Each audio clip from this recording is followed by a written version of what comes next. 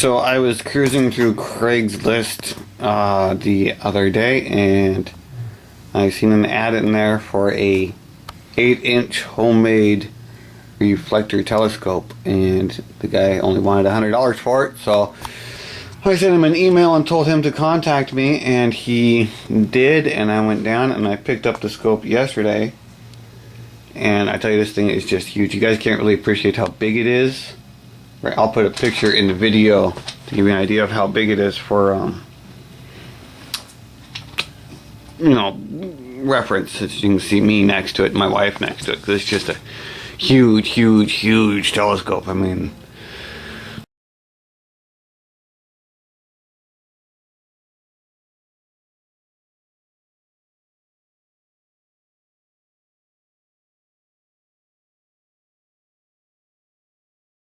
massive. I think it's what's interesting about this thing though is this guy obviously did not have access to a welder, or he did not know how to weld, so he just used what he had to build what he wanted to build. The only part on it that he made from steel are these saddles here, and this loop. He didn't make this, but he made these saddles here, and these are tapped in here for 1/4-20 for bolts to hold it to the mount. The rest of it's made out of wood, and the mount, of course, is made out of steel, but it's plumbing stuff, plumbing and bearings that he had found laying around wherever he could get them, hardware store stuff and go-kart parts and shaft in here on a couple of bearings and some gears down here for his slow motion controls, which do not work very well. All that's got to be completely re-engineered because it just doesn't work. I mean, in order to use that stuff, it's got to work. Unfortunately, that just doesn't.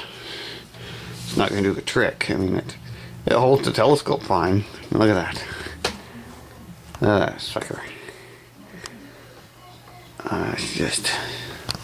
That's just huge.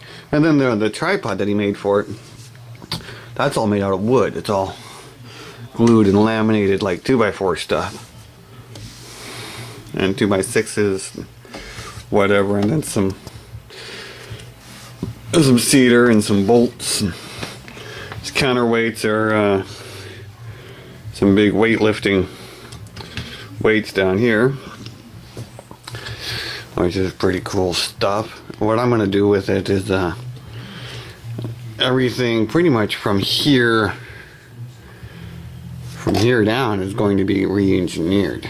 I mean, all this is going to be replaced because I want it to actually work. If I can figure out a way to use his bearings and stuff that he's got in here to kind of keep the original appearance of the mount, I guess, maybe I'll do that. But in order for a telescope of this size to really be effective, it's got to be mounted solid, and it has to be mounted in such a way that it's predictable. When I turn this slow motion control to move this telescope, it has to move that telescope, and it has to move that telescope a predictable amount.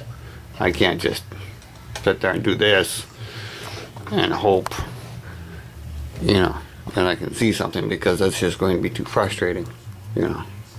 He's got a gimbal lock back here that's supposed to lock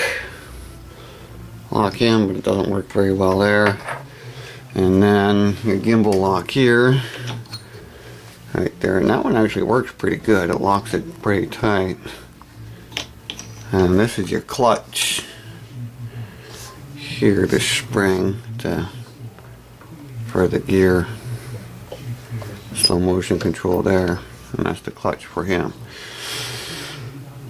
I think this is just a slip down here. I don't think that one's got a clutch on him at all. No, it doesn't. Can't even get him to move with that right now, which is strange. Oh, because he's not. And then you tighten that up, I guess. And there you go. Now you can move it with the gear. Okay. Well, all in all, it's a fascinating telescope. It's an interesting little Well, not I say little. It's an interesting scope. Another couple of things about it. I mean, he made the tube about a 1/2 inch fiberglass, and you can't really see the mirror down in there. I got this dust cover on it right now. And it's very difficult to get on and off, so we'll just leave that on. And he used this kind of a cheesy, cheap focuser tube on it here too, but I got a better focuser that I can put on it, so that's all right.